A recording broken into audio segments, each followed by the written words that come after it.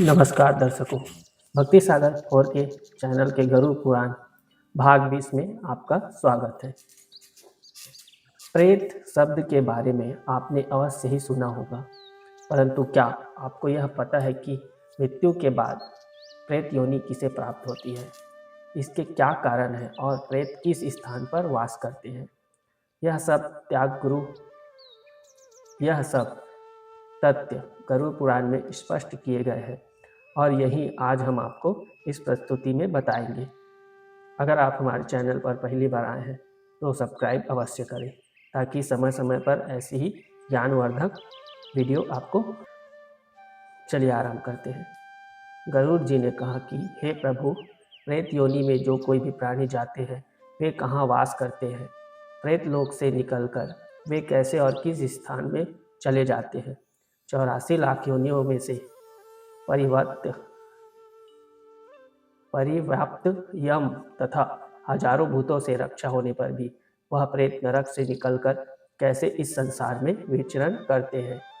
हे प्रभु, आप इसे मुझे बताने की कृपा करें। श्री विष्णु कहते हैं, हे पक्षीराज, जहाँ प्रेत गण निवास करते हैं सर्वप्रथम उसे तुम सुनो।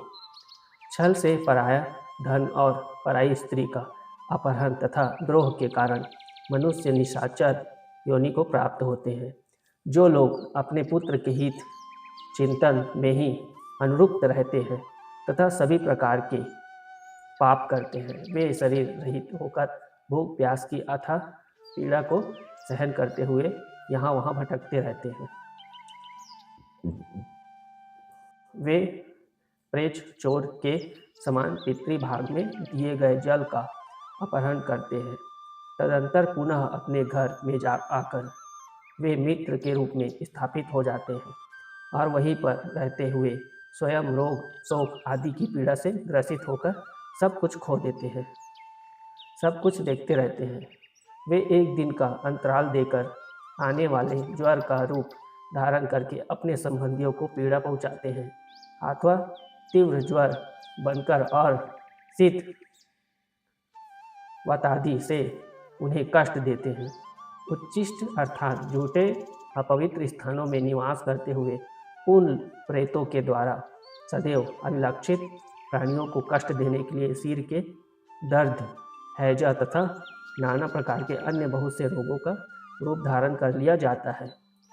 इस प्रकार वे दुष्कर्मी प्रेत नाना दोषों में प्रवृत्त होते हैं।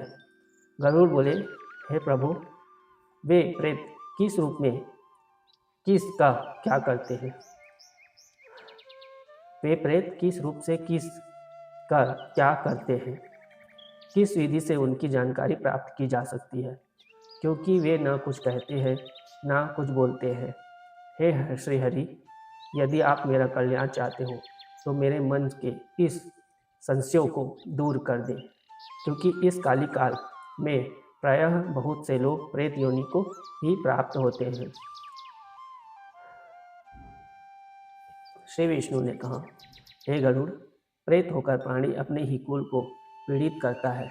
वह दूसरे कुल के व्यक्ति को तभी पीड़ा देता है जब उनके द्वारा कोई आपराधिक कार्य हो।